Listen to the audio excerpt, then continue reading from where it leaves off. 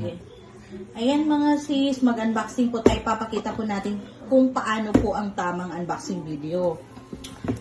Ganyan muna natin yung mga box. Make sure po hindi pa po siya nabuksan bago natin bubuksan.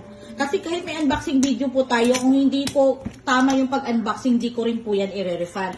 Dapat pakita mo na side by side yung box. Make sure hindi pa po nabuksan yan. Ganyan po yung tamang pag-unboxing. Para hindi po tayo magdududa kung na-open na ba or hindi. Dapat ipakita po talaga tong side na ganito. Ganyan. Bago natin bubuksan ha. Ganyan. Tapos bago natin buksan yung parcel. Ayan. Gamitan lang natin ng cutter.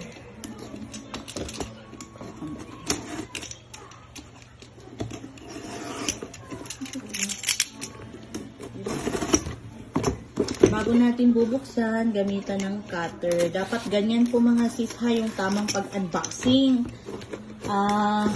Dapat nakapokus lang po tayo sa sa parcel natin pag bubuksan natin para Ayan. Tapos, i-check muna ng maigi yung items bago nyo patayin na ayan. For example, ito, i-check mo muna ng maayos bago nyo patayin yung video.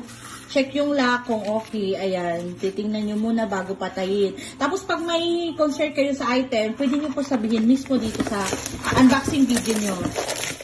Ayan. For example, ito yung watch. Check mo muna kung umaandar ba or hindi. Ayan, umaandar. Ganyan po, bago nyo po patayin ha. Thank you!